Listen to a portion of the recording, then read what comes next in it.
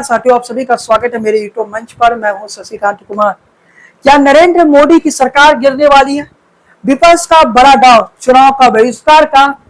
उधर नायडू और नीतीश भी छोड़ा साथ। इस बार हो गया मोदी के साथ बड़ा खेल। मोदी सरकार का जाना हो गया तय। हम ऐसे ही नहीं कह रहे हैं कि नरेंद्र मोदी की सरकार का जाना तय हो चुका है, बल्कि परिस्थितियां कुछ वैसे ही गुजर रही है। बिहार में हो रहे एसआईआर की प्रक्रिया पर चंद्रबाबू नायडू ने नाराजगी व्यक्त की है। चंद्रबाबू नायडू के टीडीपी ने एतराज जाहिर किया है। चंद्रबाबू नायडू के मन में आखिर क्या चल रहा है? क्या चंद्रबाबू नायडू पलटे तो मोदी सरकार गिर जाएगी? चंद्रबाबू और नीतीश दोनों साथ में पलटे तो मोदी सरकार की स्थिति कैसी होगी? तो वो मैं बता देना चाहता हूँ कि चंद्रबाबू और नीतीश दोनों साथ में हटे तो मोदी सरकार के पास बचेगा 265 सीटें, मात्र 265 सीटें। मैजिक नंबर कितना चाहिए सरकार बनाने के लिए? 272, यानी 7 सांसदों की कमी है। इसलिए कुछ दिन पहले एक खबर आई, बीजेपी के एक नेता ने बताया कि हम शिवसेना को तोड़ने वाले हैं। शिवसेना के 7 सांसदों को तोड़कर बीजेपी उस 272 के आंकड़े तक पहुंचना चाहता है और बीजेपी अपनी सीटों की संख्या भी 250 तक पहुंचवाना चाहता है। उसमें 247 तक तो शिवसेना के 7 सांसदों को तोड़ने के बाद हो। शरद पवार के एनसीपी से भी नरेंद्र मोदी और अमित शाह का संपर्क है और नरेंद्र मोदी अमित शाह ऐसी परिस्थिति बनी जब नीतीश और नायडू यानी दो बैसाखी साथ में साथ छोड़ के चले जाते हैं, तो उस परिस्थिति में मोदी और शाह शरद पवार से कांटेक्ट करेंगे। शरद पवार की बेटी जो है वह एनडीए सरकार में मंत्री बन सकती है, क्योंकि वर्तमान में मोदी सरकार का कैबिनेट विस्तार भी जल्द होने वाला है। लेकिन इन तमाम सवालों पर हम जिक्र करेंगे, लेकिन सबसे पहले हम बात करते हैं एसआईआर की प्रक्रिया पर। एसआईआर की प्रक्रिया पर जहां विपक्षी पार्टी जो है बिहार के तेजस्वी प्रसाद यादव वो खुलकर कह चुके हैं कि हम चुनाव का बॉयकॉट करेंगे, वही तेजस्वी यादव के अलावा साथ देते हुए अब पप्पू यादव भी आ गए। पप्पू यादव ने कह दिया कि विपक्ष के सभी सांसद, विपक्ष के सभी विधायकों को अपना इस्तीफा एक साथ दे देना चाहिए। अगर चुनाव आयोग सुनने को तैयार नहीं है, चुनाव आयोग अगर एसआईआर की प्रक्रिया को नहीं रोकता है, तो उस परिस्थिति में विपक्ष के सभी सांसद और विधायकों को इस्तीफा देना चाहिए।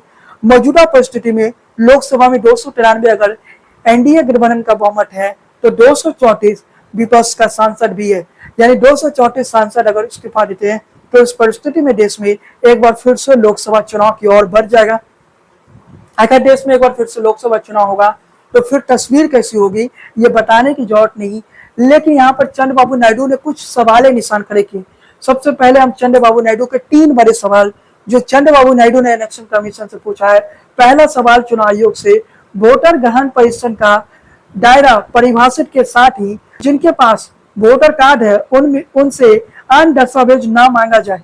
दूसरा पॉइंट जो इलेक्शन कमीशन को चंद्रबाबू नायडू बोले, जो चंद्रबाबू नायडू के राइटर में है, वो मैं बता देता हूँ। एसआईआर के बहाने नागरिकता तय ना किया जाए, राष्ट्रीय नागरिकता से इसका कोई संबंध नहीं होना चाहिए। ये चंद्रबाबू नायडू के कहीं ना कहीं कड़वे सवाल जो इलेक्शन कमीशन से कहा गया। यूं करें कि इलेक्शन कमीशन भी आजकल मोदी और शाह के कंट्रोल में है, तो सीधे तौर पर चंद्रबाबू नायडू ने कह दिया वोटर लिस्ट में जो एसआईआर की प्रक्रिया चल रही है उससे वोटर लिस्ट से नागरिकता तय ना किया जाए। चंद्रबाबू नायडू ने बड़ी बात कह दिया। नंबर 3, जिस राज्य में वोटर परिवर्तन की जरूरत महसूस हो रही हो वहां यह प्रक्रिया 6 महीने पहले आवश्यक रूप से पूरी कर ली जाए। यानी मान लिया जाए कि जैसे चुनाव आयोग ने कह दिया कि अब हर राज्य में एसआईआर का प्रक्रिया होगा, तो चुनाव से 6 महीने पहले ये प्रक्रिया पूरा कर लिया जाए। बंगाल में अगले साल चुनाव है, तो बंगाल में ये प्रक्रिया इलेक्शन कमीशन को कह दिया गया कि आप 6 महीने पहले पूरा कर लीजिए। बिहार में भी आपको कहीं ना कहीं तमाम पार्टियां जो है वो एक ही मुद्दे पर बात करे कि टाइमिंग पर कहीं ना कहीं सवाल खड़े कर रही है। जब चुनाव एकदम निकट खड़ा हो चुका है, उस समय इलेक्शन कमीशन वोटर लिस्ट में एसआईआर की प्रक्रिया करने की क्या जरूरत है? अगर आपको बिहार में एसआईआर की प्रक्रिया करनी थी तो आप जनवरी से शुरू कर सकते थे, अब दिसंबर से शुरू कर सकते थे, जिससे बिहार के लोगों को समय मिल जाए। वर्तमान परिस्थिति में बिहार के लोगों के पास समय नहीं है, कहां से डॉक्यूमेंट खोजेंगे बिहार के लोग? और इस समय की स्थिति बताना चाहते कि बिहार के ज्यादातर हिस्से बाढ़ में डूब चुका है, क्योंकि बिहार में बाढ़ भी वार्षिक त्योहार कह सकते हैं जो हर साल आता है, तो बिहार का ज्यादातर हिस्सा इस समय बाढ़ में डूब चुका है। लेकिन इलेक्शन कमीशन कह रहा है कि 11 डॉक्यूमेंट में से कोई एक डॉक्यूमेंट दीजिए। कहीं ना कहीं बिहार की जनता, जो आम जनता है, जो गरीब जनता है, उन तमाम लोगों के वोटर लिस्ट में नाम काटने की षड्यंत्र हो रही है, जो विपक्ष कह रहा है, जो आरोप विपक्षी पार्टियां लगा रही है। लेकिन इस वक्त चंद्रबाबू नायडू ने कहीं ना कहीं नरेंद्र मोदी और अमित शाह को चेतावनी दे दी है कि ये जो प्रक्रिया है, इस प्रक्रिया को फौरन बंद कीजिए। और साथ में चंद्रबाबू नायडू ने कह दिया कि जिन राज्यों में आपको जरूरत लगती है, चुनाव से 6 महीने पहले कीजिए। चंद्रबाबू नायडू ने कहीं ना कहीं मोदी और शाह को सख्त चेतावनी दे दी है। अमित शाह और नरेंद्र मोदी को ऐसी चेतावनी दे दी है जिसके बाद मोदी और शाह की नींद उड़ चुकी है। अब मोदी और शाह सोच ही रहे हैं कि करे तो करे क्या, क्योंकि चंद्रबाबू नायडू ने ऐसी चेतावनी दे दी जिसके बाद मोदी और अमित शाह का नींद उड़ चुका है।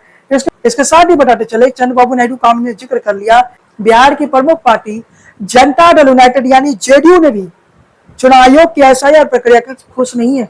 जेडीयू के विधायक और सांसद खुलकर इसका विरोध कर रही है। जेडीयू के सांसद और विधायक ने क्या कहा वो भी मैं बता देना चाहता हूँ साथियों।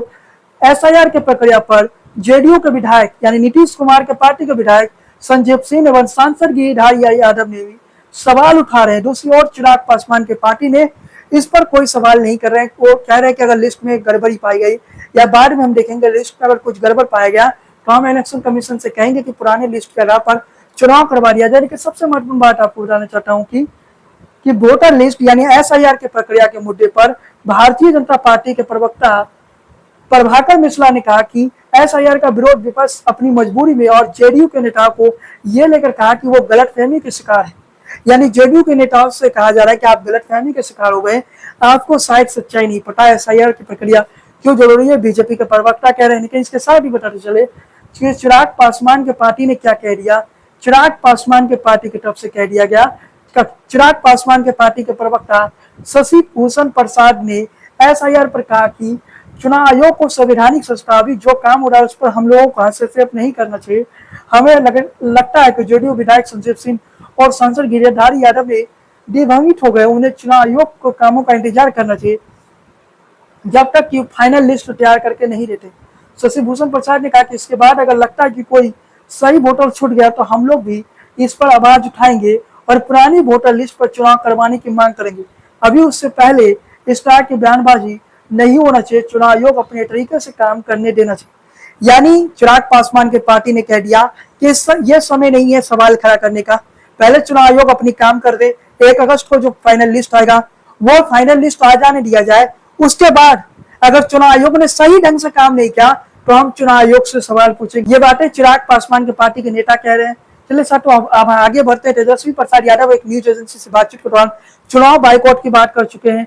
जब सब कुछ तय हो गया कि बेईमानी करना ही है, खुलेआम बेईमानी करना है, वोटर लिस्ट से लाखों नाम काट देना है, तो इसी वोटर लिस्ट में कई सरकारें चुनी गई। जब बेईमानी करना ही है तो हम लोग मिलकर बहिष्कार पर विचार कर सकते हैं। हम महागृहों के सभी दलों से बात करेंगे। चुनाव का क्या मतलब रह गया, जब जनता वोट ही नहीं देगी तो क्या मतलब रह जाएगा। हम लोग गंभीर होकर चुनाव का बहिष्कार पर चर्चा करेंगे। ये विकल्प हमारे पास खुला है। ये लोग मिले हुए हैं, ये असली खेला अभी ये लोग 1 अगस्त के बाद करेंगे। चुनाव आयोग को नया खेलने जारी। तेजस्वी यादव सीधे तौर पर कहते हैं कि इलेक्शन कमीशन कुछ बड़ा खेल खेलने जा रहा है। 1 अगस्त के बाद चुनाव आयोग कुछ बड़ा गेम खेलने जा रहा है। तेजस्वी यादव का बड़ा आरोप है। बिहार के नेता विपक्ष से तेजस्वी प्रसाद यादव जो कहते हैं कि चुनाव का बाइकआउट करेंगे।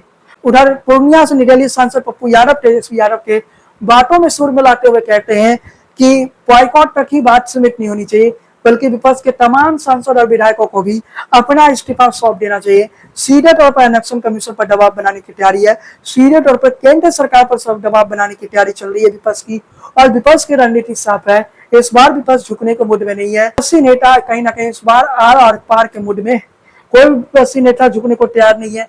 सब एक करके अपना बयान दे रहा है। इसके साथ ही बताते चले कि मौजूदा परिस्थिति में जो परिस्थिति है उसमें अगर नायडू और नीतीश ये दो बैसाखी अगर मोदी से हट जाए तो नरेंद्र मोदी की क्या कंडीशन लोकसभा में होगी। तो मोदी के पास बचेगा 265।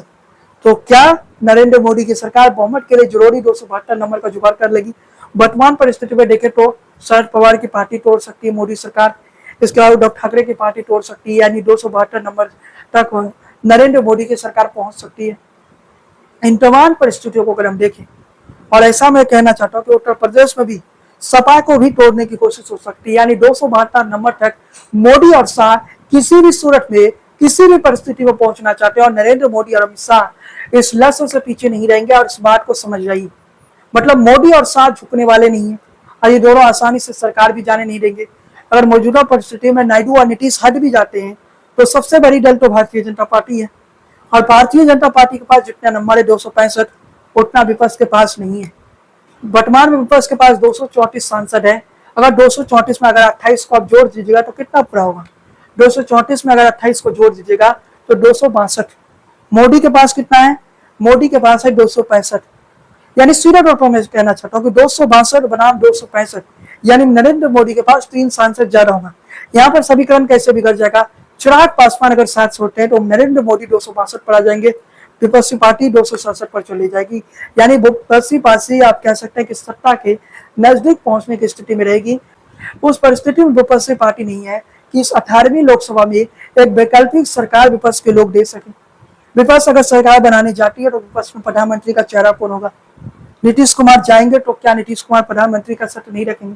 और मान लेते नीतीश कुमार प्रधानमंत्री बन भी जाते हैं तो फिर तस्वीर वही होगी 90 के दौर जैसा, जहाँ 3 महीने 4 महीने के बाद प्रधानमंत्री चेंज हो जाएगा। मतलब थोड़ा खेल को समझने की कोशिश कीजिए, थोड़ा राजनीति के पन्नों को समझने की कोशिश कीजिए, थोड़ा राजनीति की परिस्थितियों को समझने की कोशिश कीजिए। वर्तमान में जो राजनीति की परिस्थितियां है वो राजनीति की परिस्थितियां स्पष्ट कर रही है कि वर्तमान में 18वीं लोकसभा में वैकल्पिक सरकार विपक्ष के लिए बनाना मुश्किल है।